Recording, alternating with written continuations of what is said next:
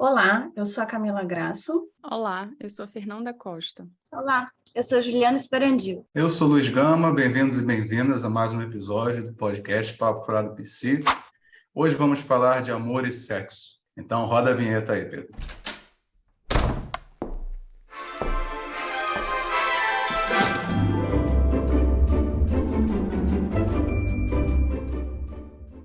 Menino, amor e sexo saiu com a fluidez.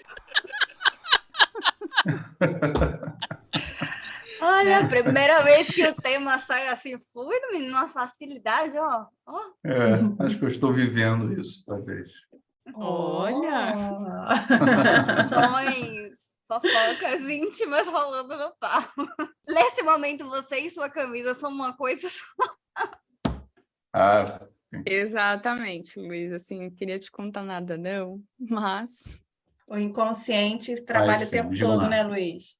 Nada Depois é por eu já acaso. comecei constrangedor, como eu sempre faço. Então, o que a gente vai falar sobre o amor e sexo? Tanta coisa que a gente fica até sem saber o que falar, né? Engraçado, a primeira coisa que vem à minha cabeça é a música da Rita Lee. Inclusive, quando eu estava ligando aqui o computador para a gente começar a fazer a gravação, aparece logo uma notificação para mim do Spotify que o último álbum que eu estava ouvindo a última música é o Amor e Sexo da Rita Lee. Eu falei, nossa! Como é que é a letra mesmo? Só para lembrar. Alguém tem a letra aí?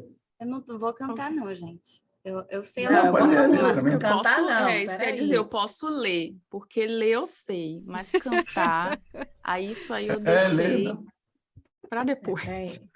Amor é um livro, sexo é esporte, sexo é escolha, amor é sorte. Amor é pensamento, teorema. Amor é novela, sexo é cinema. Sexo é imaginação, fantasia. Amor é prosa, sexo é poesia. O amor nos torna patéticos. Sexo é uma selva de epiléticos. Amor é cristão, sexo é pagão. Amor é latifúndio, sexo é invasão. Amor é divino, sexo é animal. Amor é bossa nova, sexo é carnaval. Amor é para sempre, sexo é o sexo também. Sexo é do bom, amor é do bem.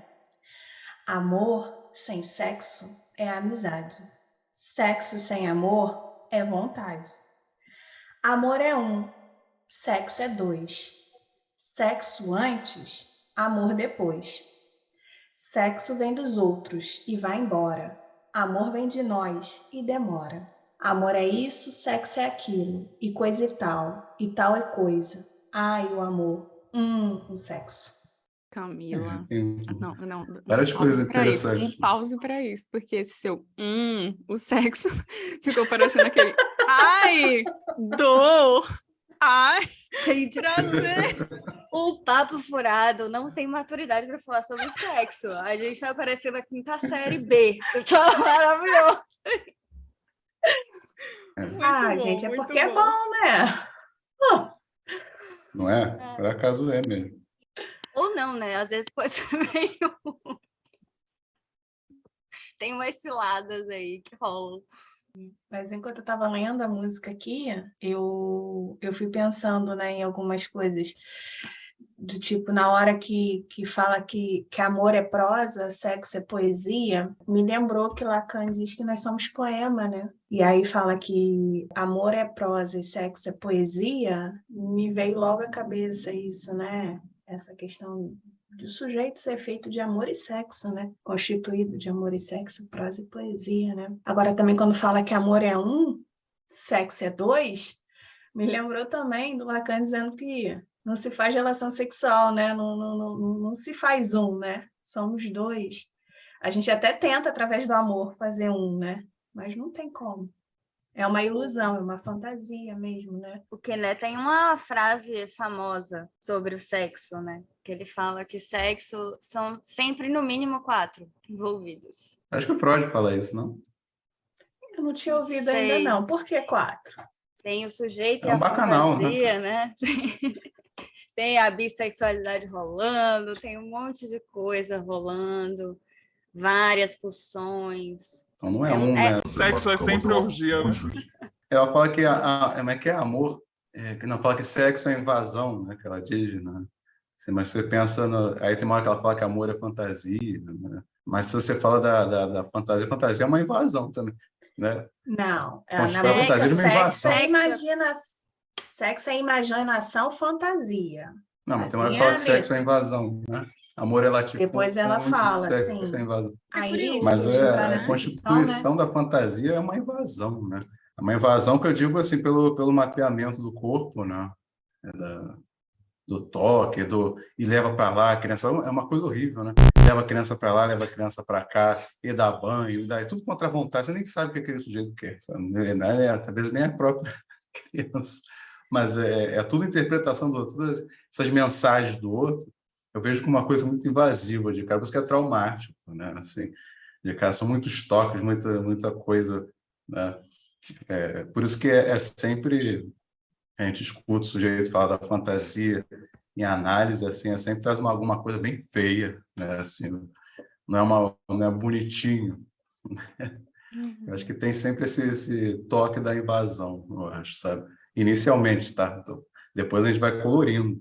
A fantasia também é um armengue, viu? Cá para nós, para tampar algo de um horror. Então, assim, e é um Claro. armengue que deixa de funcionar às certas muitas vezes. Então, assim, Quando funciona, faz mal também.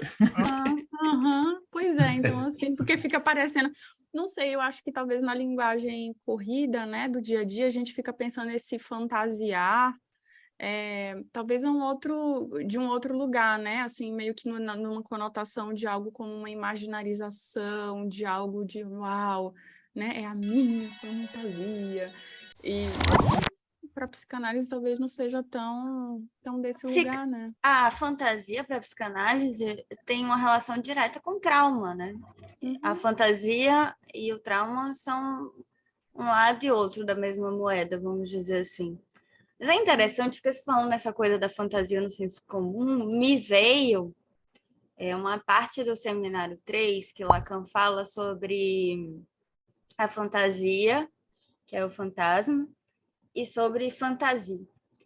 E fantasia não é um negócio que a gente consegue traduzir para o português, mas é diferente da fantasia, porque é um imaginário muito livre, sabe? Geralmente, acho que se aproxima mais dessa ideia da fantasia no senso comum, assim, de fantasiar, criar coisas meio sem limites, assim, muitas vezes sem senso, né? Assim, sem nexo.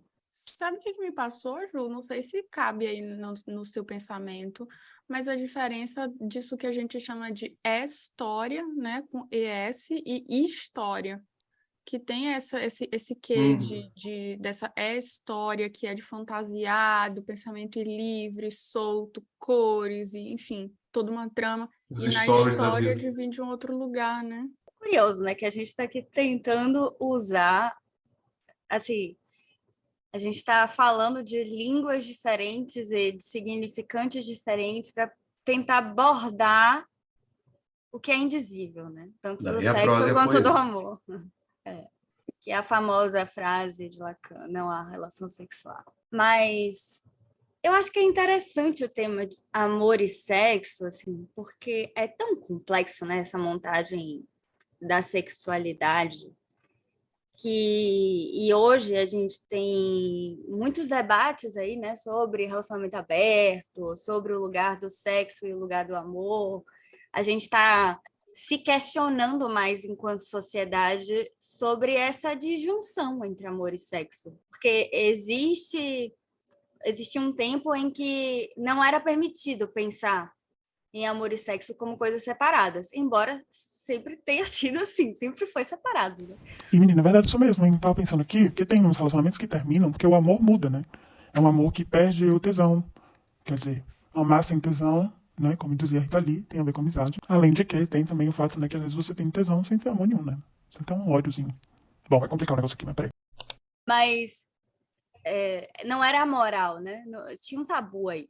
E acho que a gente tem pensado muito sobre essa disjunção e o quanto é complexo, né? Assim, a questão das relações humanas, do amor, e do sexo? Como é que a gente lida com isso Mal, né? Lidamos mal pra caramba.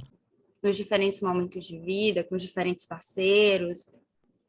Não necessariamente as duas coisas estão ligadas o tempo inteiro. Eu achei, porque é aquilo que eu queria falar da música do John, né, do Love, é que ele vai dando definições do que é o amor e tal, e você vê que nunca chega muito assim a essa coisa do puro casal, assim, né? Quando ele vai definir o que é o amor, ele dá várias definições, né? Mas sempre chega ao amor de novo. Ele diz: o amor é real, real é o amor. O amor é sentir, sentir amor. Amar é querer ser amado. Amar é toque, tocar é amor. Amar é alcançar, alcançar o amor. Amar é pedir para ser amado. Amor é você, você e eu. Amor é saber que nós podemos ser. Amor é livre, livre é o amor.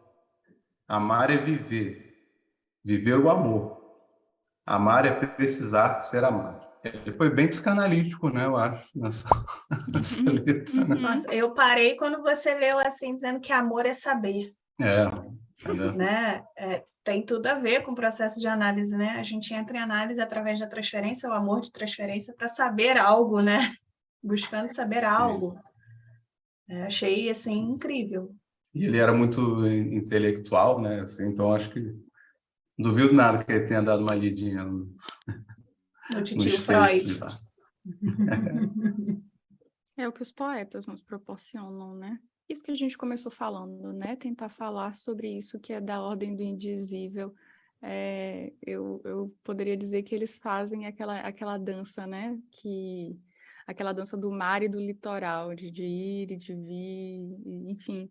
Tem uma certa dança entre isso que é do indizível e isso que é da arte, que cai muito bem quando a gente ouve, né? Quando a gente lê, na verdade, e ouve também essas letras, enfim, alguns outros livros também que mostram quanto isso é claro, né? Achei bonito isso que você falou, Nanda, né, da dança. Eu sempre tinha pensado assim a questão da poesia, da escrita, como um bordado mesmo, sabe? Como uma costura. E quando você fala da dança, você está botando em jogo também um corpo, né? Porque o corpo dança. Enfim, achei tão bonito, assim, o jeito que você falou, né?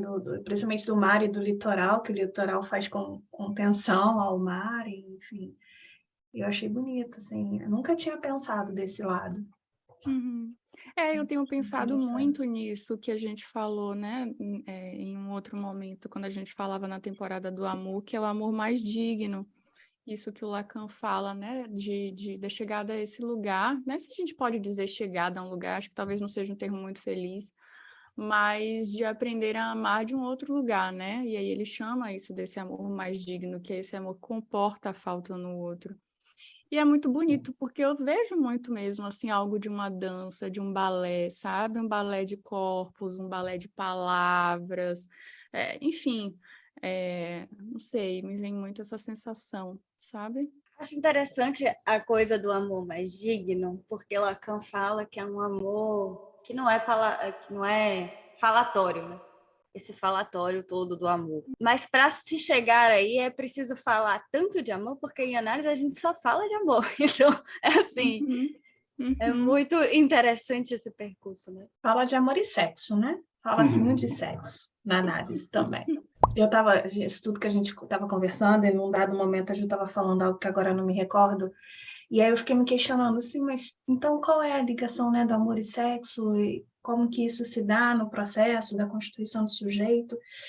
E me corrijam se eu estiver muito equivocada, se eu estiver viajando muito. Eu fiquei pensando, né, quando a criança está naquela fase dos 5 anos, que a gente não bota na idade, né, não é uma coisa de idade, de desenvolvimento, mas é mais ou menos nessa idade que a criança está entrando aí no complexo de Édipo, né?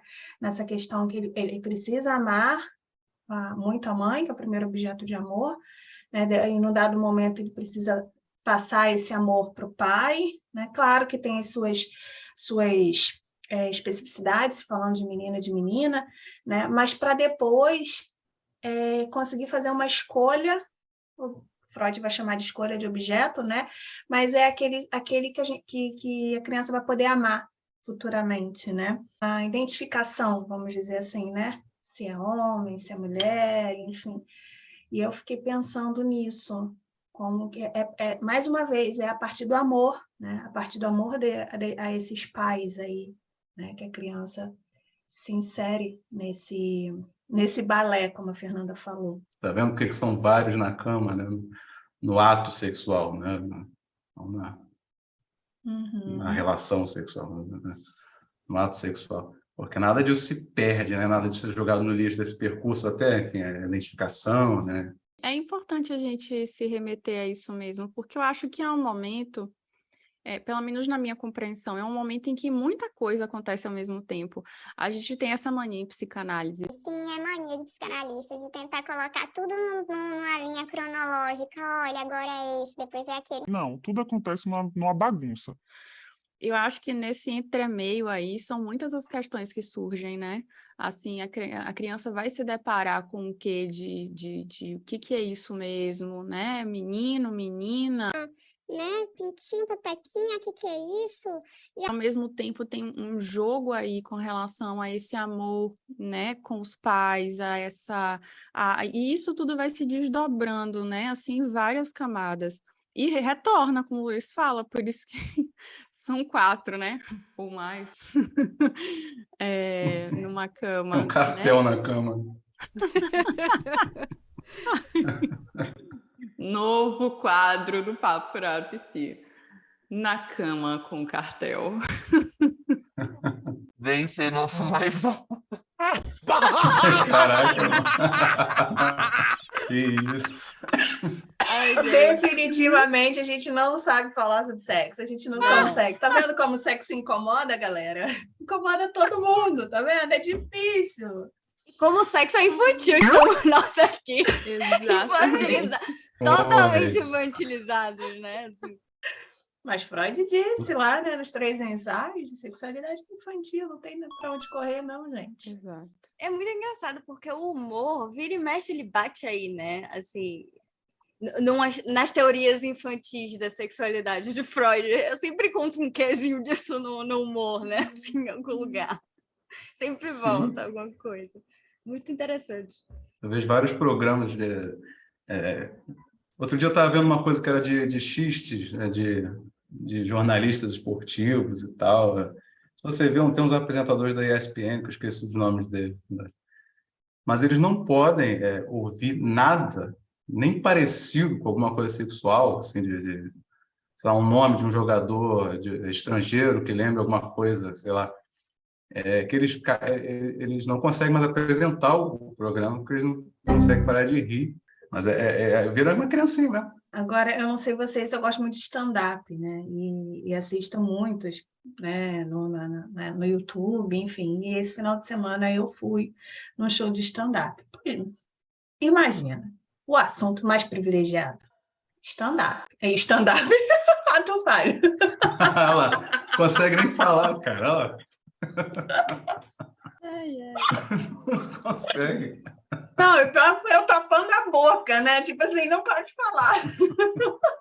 Poxa, era para ter botado essa imagem na capa do Tabu da Sexualidade do Camila. Verdade. E naquela capa do episódio já tá pronto. Ai, gente, vocês me matam de rir. E assim, o assunto mais falado o tempo todo, por mais que ele chegou a falar do 11 de setembro, sabe? Mas caía no sexo. E caía no sexo. O tempo todo caía no sexo, sabe? Impressionante. E como o público reagia, como se fosse um movimento de catarse mesmo, sabe? Impressionante. E nada de amor, né? Nada de amor. E é impressionante, né? Como o xixi é uma ferramenta que a gente tem, né, para lidar com isso. Eu acho uma ferramenta muito privilegiada, acho melhor do que sintoma, né? Se a gente conseguir lidar com isso por outras vias, né, é mais saudável. E assim, eu acho que é por isso que eu gosto tanto dos programas de stand-up. Teve um que tava falando lá de um resultado de um jogo e tal, assim, né?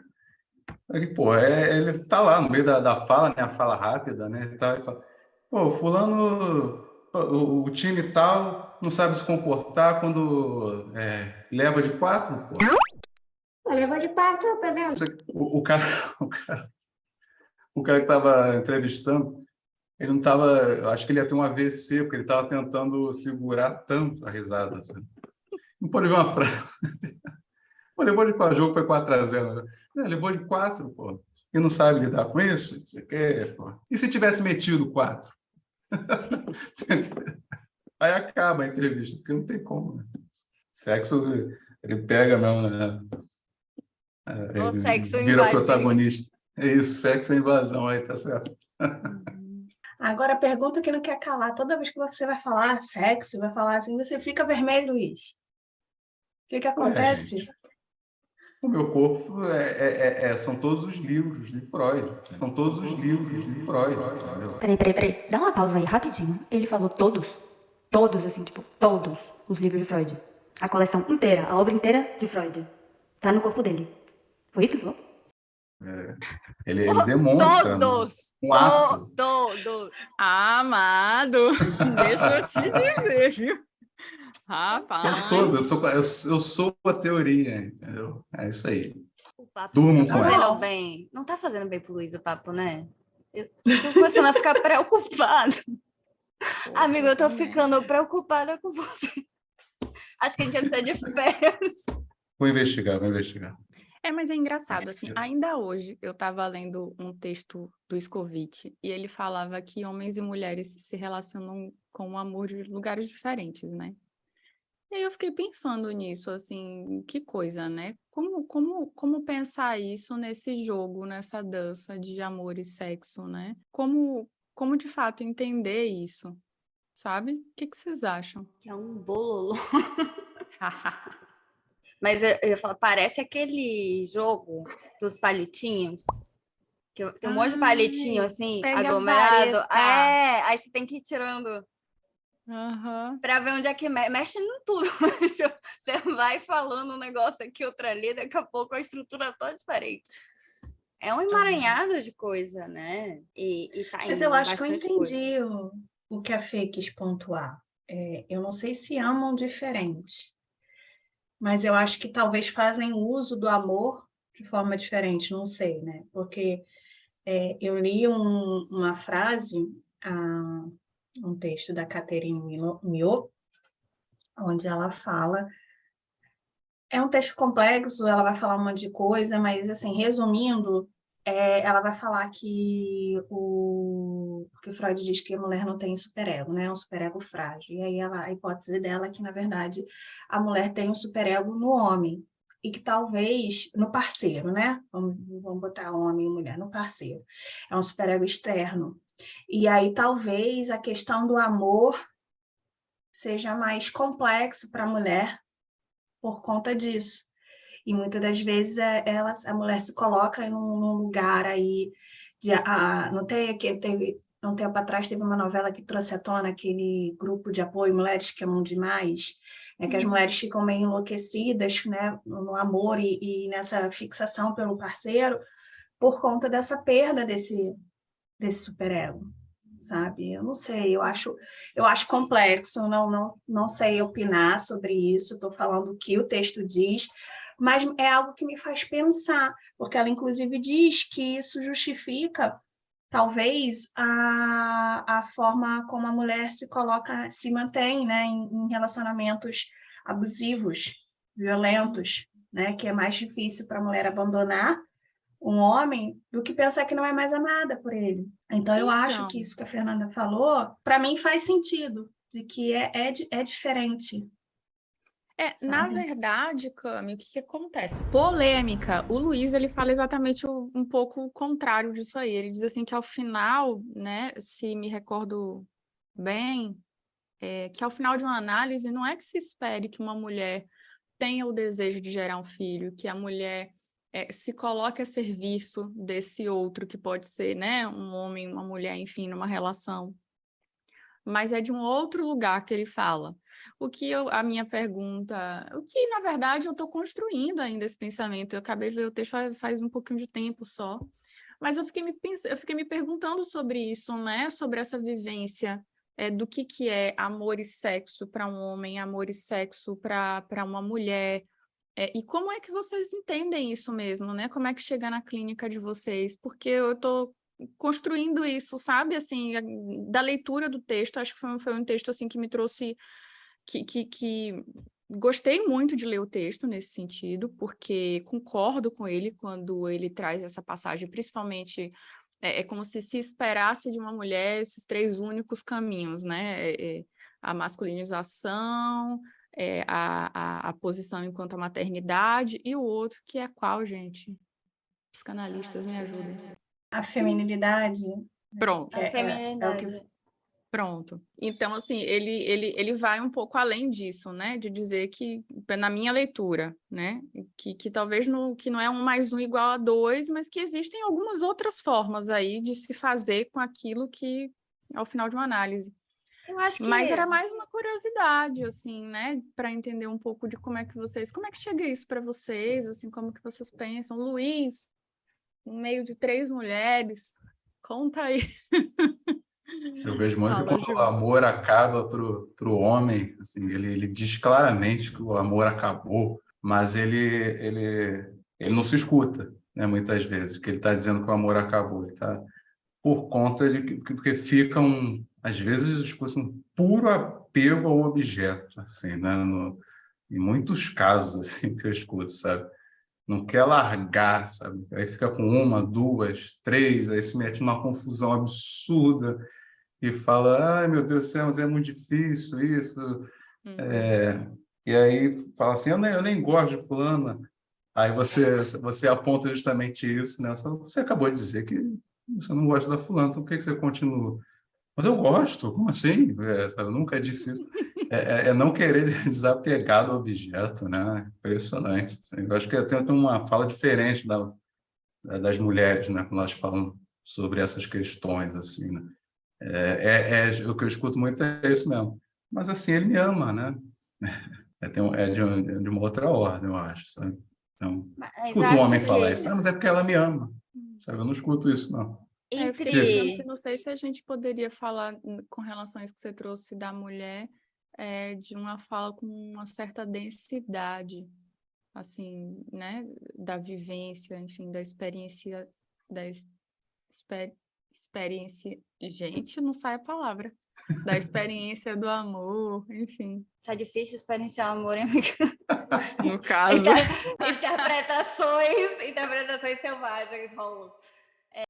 O Ministério dos Psicanalistas adverte: não faça esse tipo de interpretação no consultório. Obrigado. Nunca vi tanta afasia num episódio só.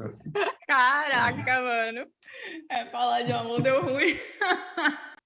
Ai, ainda meteu sexo no meio, queria que desse bom. Eu acho que essa discussão complexa, porque entre essa ideia de Freud e a ideia de Lacan, há muita coisa, né? Assim, passa muita coisa de um lugar para o outro nessa ponte aí. E Lacan vai fazer todo um esforço para falar muito mais de um lugar de discurso e de posição do que do lugar biológico, né? Assim, de um corpo de mulher ou de um corpo de homem, no sentido biológico da coisa. Ele vai falar muito mais em como eu me identifico com alguns discursos e como eu me coloco na relação com o outro, né? Então, só nisso aí a gente já tem um fator que leva assim a discussão a uma outra profundidade e aumenta uma série de questões aí. Mas, para além disso, Lacan vai falar que existem formas diferentes do amor da mulher e do amor do homem. E ele vai chamar o amor da mulher de um amor erotomaníaco, né? E o amor do homem um amor fetichista. Ele vai falar da relação com o objeto, que acho que o Luiz ilustrou aí. Mas é curioso, assim, como o amor, ele pode levar, como Lacan diz, né? Uma mulher para uma devastação pelo fato de uma pessoa se colocar na relação com o outro numa espera de receber do outro a sua substância enquanto ser. E esse tipo de relação é muito complicado porque o sujeito ele se vê vazio, inexistente, né? Cria-se uma dependência ali de que o outro valide quem eu sou, que me dê alguma substância. E a devastação acontece justamente quando o sujeito vai minando a possibilidade do outro sujeito de existir nessa relação, né? Então, a mulher vai parando de ser um sujeito naquela relação, vai parando de ter desejo, vai parando de ter uma vida, de se ver enquanto o sujeito que ela sempre foi. Ela vai se anulando ali. E isso tem efeitos, assim, horrorosos, né?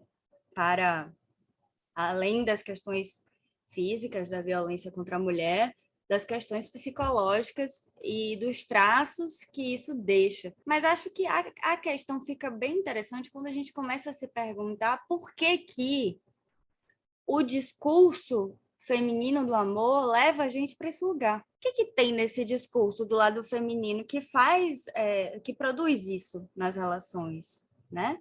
Acho que esse é um debate importante de se ter. Por que o amor feminino espera do outro uma substância de ser? Não, e é uma questão super interessante, né? Porque se a gente psicanálise e fala que a mulher tem essa suscetibilidade de passear pela falta de um outro lugar, né, diferente do homem, e a gente ouve repetidamente esses discursos que se repetem, seja no conto de fada, seja nos desenhos animados, disso que é o amor que completa, o amor ideal, o amor que vai chegar, que vai vir ali no cavalo branco ou no Porsche vermelho, tanto faz, mas assim, isso desse ideal, eu acho que tem algo que aí já descola, né? Tem algo de duas posições que falam de um certo antagonismo. E é muito perigoso porque é um amor que vai trazer o sentido da sua vida. Mas isso não diz assim muito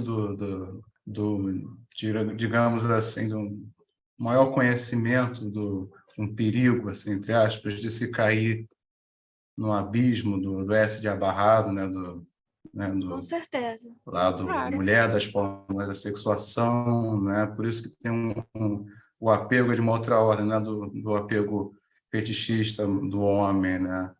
Mas, por exemplo, da Marianita falando da representação, né? Por exemplo, uma aliança, né? O que isso é muito mais forte para a mulher, porque dá um pouco mais dessa substância, né?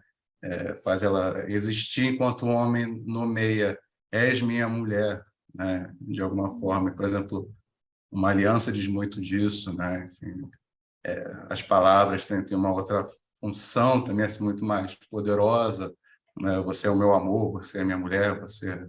Né? Eu ouvi hoje na clínica uma coisa que eu acho que ilustra bastante isso que a gente está discutindo aqui. É uma pessoa que tinha se divorciado, e aí ela chegou hoje falando assim, eu vi no papel o nome divórcio. E aí, como uma associação livre, né? Tá lá contando outras coisas, e aí falou assim, não sei o que aconteceu, que ontem eu dei minha identidade para uma pessoa lá fazer um processo que precisava mostrar a identidade, e aí eu passei a noite inteira refletindo sobre a possibilidade dessa pessoa usar minha identidade para cometer alguma coisa ou, enfim, né, usar da minha identidade para alguma coisa que eu não autorizei. E aí, veja, a questão vai se desdobrando na fala até ela chegar na seguinte frase: eu agora tenho no papel da minha identidade marcado o nome divórcio. Então, isso fala disso, exatamente desse laço com o outro, em que o outro me dá a substância de quem eu sou. E o que ela traz é justamente o efeito de despersonalização que ela sente a partir do momento que ela se dá conta de que aquela palavra divórcio vai estar em todos os papéis dela, desde então. Mas eu acho que não é só com divórcio, sabe, Ju? Eu tenho um caso que a pessoa ficou viúva, né? E também foi um processo de, assim, de despersonalização, sabe? Porque ela não está conseguindo se haver no mundo sozinha. Assim, na verdade, ela não está sozinha, ela tem uma rede de apoio, sabe? Mas na cabeça dela, ela não tem marido. E aí ela Mas está é isso, sozinha. né? É Mas é como se isso, ela porque... tivesse perdido substância mesmo, Uhum, perdido exatamente. estrutura, sabe?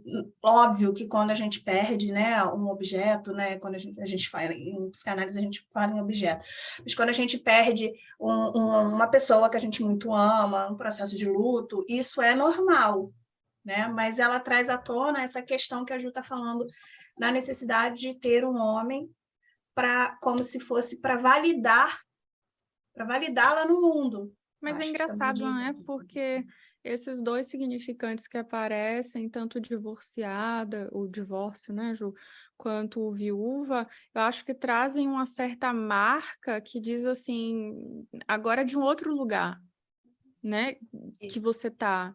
Então, assim, isso também ressoa em algo que é da cadeia desse sujeito, algo que toca na fantasia desse sujeito. Então, assim, óbvio, né? Isso aí vocês devem conduzir, enfim, o caso da forma que acham, mas é isso que eu acho muito interessante, como isso retorna, né? Assim, como isso afeta o sujeito, isso que é qualquer coisa que é da ordem, de fato, de um qualquer coisa, porque vai muito de contingência, mas que quando o sujeito é colocado nessa posição, é de fato um choque, é um abalo, né? Você não ter a resposta para o que é que eu sou, que são essas grandes perguntas, né? O que que eu sou, de onde que eu vim, para onde que eu vou, e lidar com isso, que é não ter uma resposta, é horrível, é algo do horror mesmo, né?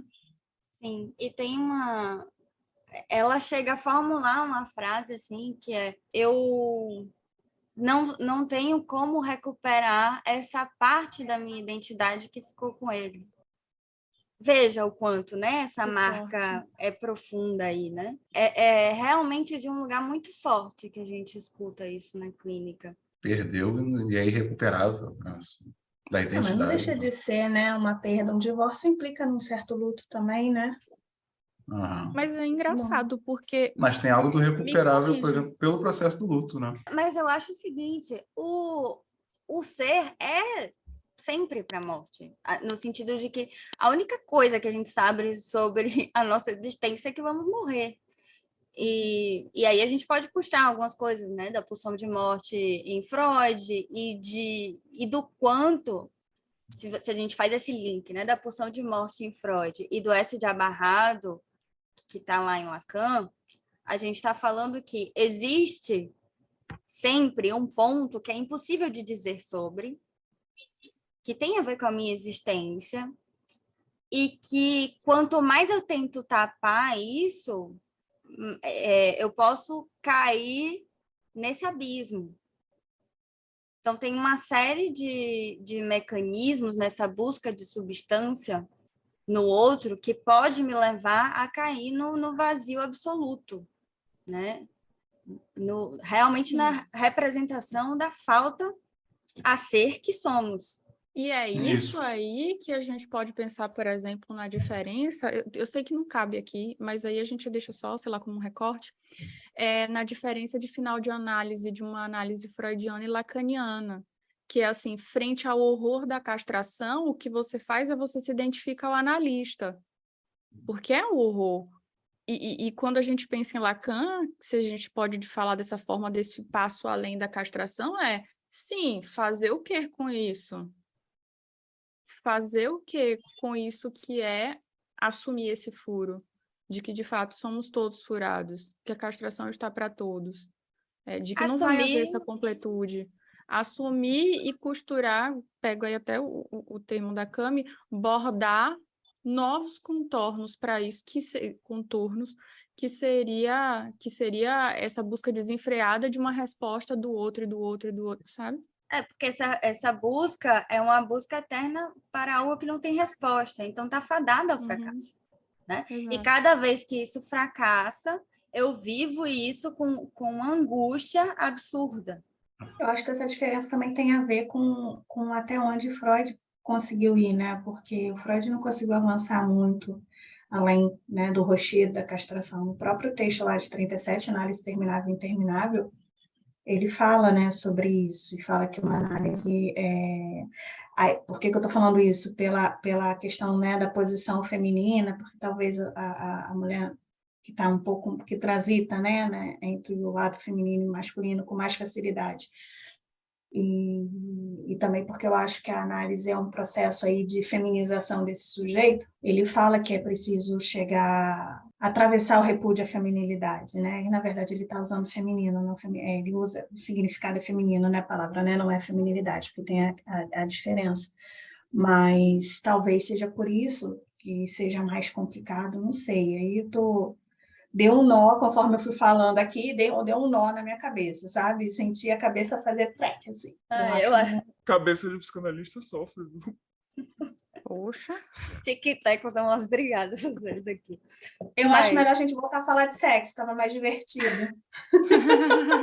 A gente está evitando o assunto. Entendeu? Mas esse assunto, para mim, é mais angustiante do que falar com sexo, ó. Sexo. Eu acho que eu lido melhor com o sexo. Mas sabe que essa coisa que a Nanda estava falando, da mudança de uma análise lacaniana para uma análise freudiana, sempre que eu penso sobre isso, eu fico pensando, gente, que louco Lacan, né? Como é que ele teve coragem de bancar isso? Porque é realmente, né, assim, um negócio que entendo Freud, dá um medo de bancar, né? Tipo assim, que é isso aí? Então, realmente é de uma coragem incrível. Interessante a frase da Camila de que Freud esbarrou no rochedo da castração, né? Então, Freud fez um final de análise com a teoria dele. Todo mundo bate no... É aí que a gente para, né, na verdade. Né? Eu acho. Mas muito como ir além. Que ele não conseguiu construir mais sobre o feminino, sabe? E talvez por isso que a questão dele, nos textos, ele fale muito mais da feminilidade do que o feminino. O feminino está ali meio que implícito, sabe? Porque eu acho que o feminino marca um pouco isso, né? Da castração, da alteridade radical. Então, isso aí é uma hipótese minha, tá, gente? Tem a ver aí com a minha pesquisa, mas eu acho. É um dos nomes da castração, o outro é a morte. Né? Então a gente vai fazer, pessoal, a gente vai fazer um mês inteiro sobre a morte, entendeu? Brincadeira. Não sabemos se sairemos vivos. Um pouco perigoso isso. Nem para fazer um mês assim, pulsão de morte versus pulsão de vida, falando. Ele quer falar de morte, tô podendo não. Até pesou, ó. Todo mundo ficou. Não, eu tava pensando na frase da Ju, porque enquanto você estava falando, Ju, me veio muito assim, tipo, que apesar das veredas, é possível se atravessar, né, um sertão.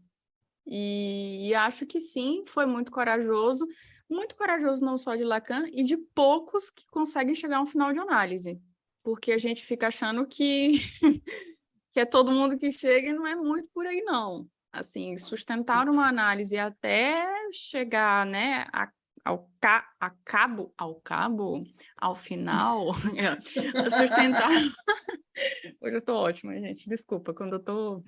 Mas sustentar uma análise até o final, eu acho que é algo realmente para poucos, porque é uma posição que atravessa isso que é só estar na posição de analista, mas que recorta, assim, é algo que não tem mais uma volta, né, de uma posição de estar no mundo. E é muito difícil para algumas pessoas, de fato, conseguirem chegar lá. É muito mais fácil parar 2 ou 3 levels antes e dizer assim, não, acho que aqui já deu, estou bem, dou uma segurada aqui no meu sintoma, acho que é o suficiente, porque, enfim, é uma aposta. Não é fácil você ver com isso, né? Não é fácil. Sustentar uma análise já é difícil, né? Se propor a avançar, a de fazer descobertas já é difícil, chegar ao final, então... Jesus. Isso O implica... sertão é bem longo. É bem comprido esse sertão aí, tem muitos quilômetros. De vez em quando perde a rota, aí volta, aí vai de novo. De vez em quando, várias vezes. É mais Mas, fácil ficar se mas enganando que com os oásis do sertão. a miragem, né? Lacan fala da miragem. A miragem é É, fantasia, né? Quando você atravessa essa miragem, existe, inclusive, os efeitos de despersonalização. Aí o negócio é profundo. Mas eu acho que isso pode acontecer ao longo da análise em alguns momentos, né? Não obrigatoriamente só no final. várias Eu acho vezes. que a gente... Eu acho que tem um bagulho diferente aí, É. Cami. Você É. bate ali várias vezes. Mas o É final porque eu da tenho a análise impressão de implica... que, Final da análise ao implica longo do atravessar. processo a gente vai tendo notícias, sabe? E aí vai... Isso, vai ter Claro, notícia. claro. Mas aí lembrei da Beth de novo, gente. Enfim, uma Ótimo. coisa é vir uma pedrinha na cara, outra é um tijolo inteiro, entendeu? Aí É tem bem que por aí mesmo. Porque uma A coisa é questão você é que é esbarrar masoquismo, ali, né? outra coisa é você atravessar isso daí, eu acho. Eu tenho pensado muito nisso, sabe? Vale a pena? Poxa, não é masoquismo, não, gente? Ficar sabendo que vai levar várias, que vai levar pedra em cima de pedra na cara e depois no final vai ser um tijolão. É bom. No final é bom. Ai, É bom porque...